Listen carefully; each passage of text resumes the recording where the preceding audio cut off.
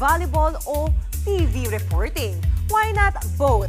Kinaya yan ng PVL stars na sina Alyssa Valdez, Fifi Sharma at Ea Laure sa Frontline Pilipinas. Panoorin natin yan sa report ni Ian Suyu. Hindi lang sa hampasan ng bola palaban ang PVL stars na sina Alyssa Valdez, Fifi Sharma at Ea Laure. Sino-sino kaya ang makakakuha ng... Pati sa TV reporting, may ibubuga rin sila. Pinatunayan nila yan nang maging sports anchor sila sa kapatid primetime newscast na Frontline Pilipinas.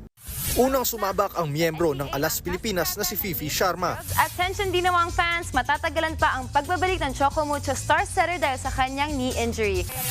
Ano naman kaya ang feeling ni Fifi? Nakakakaba, sobra. Pero masaya po kasi first time ko pong gumawa ng ganito po, like sa live. Next na sumalang ang 9-time PVL champion at captain ng Creamline Cool Smashers na si Alyssa Valdez. Simula na uli ng mainit na hampasan para sa 4 na teams sa ongoing PVL Filipino All-Conference. Kinabahan din daw si Alyssa, pero confident pa rin siya, like a pro. Dito Mikey, relax ka lang dyan.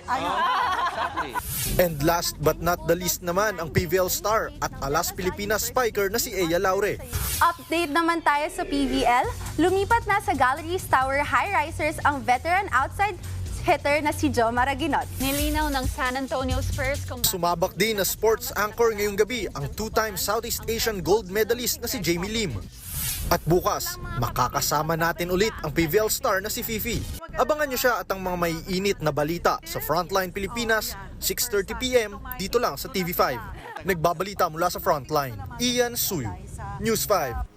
Mga kapatid, Jania Lipon po, laging maging updated sa latest sa entertainment and lifestyle para maging una sa balitaan.